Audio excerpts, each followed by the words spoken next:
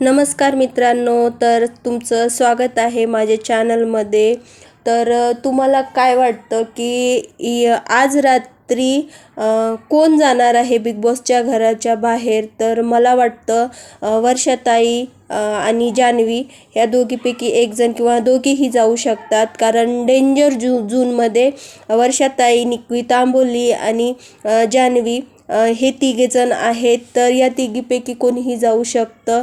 तर लास्टला जे वोटिंग लाईनमध्ये लास्टला जे आहेत ते आहे वर्षाताई, त्याच्यानंतर आहे जान्हवी, जान्हवीच्या नंतर आहे निक्की तांबोली, निक्की तांबोलीच्या नंतर आहे पॅडी दादा. तर हे डेंजर झोनमध्ये म्हणजे खालून यांचा क्रमांक आहे.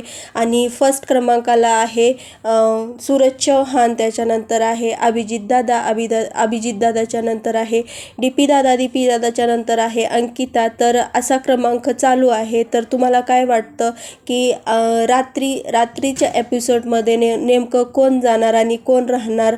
मला तर वाटतं की बिग बॉस हे निक्की तांबोलीला आत्ताच काढणार नाही, तर ती शेवटच्या आठवड्यापासून तर नक्की राहील.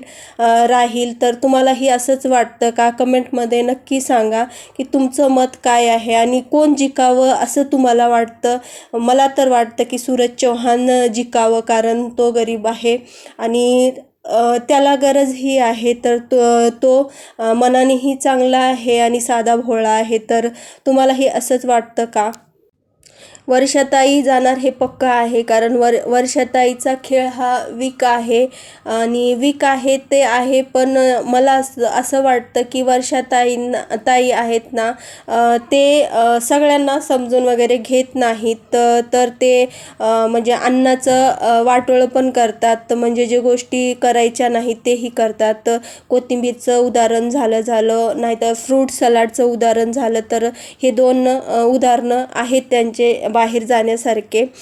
तर आणि सूरजला खाण्यासाठी दीपीदादाने चार चिकू ठेवलेले, तेही त्यांनी खाऊन घेतलेले होते.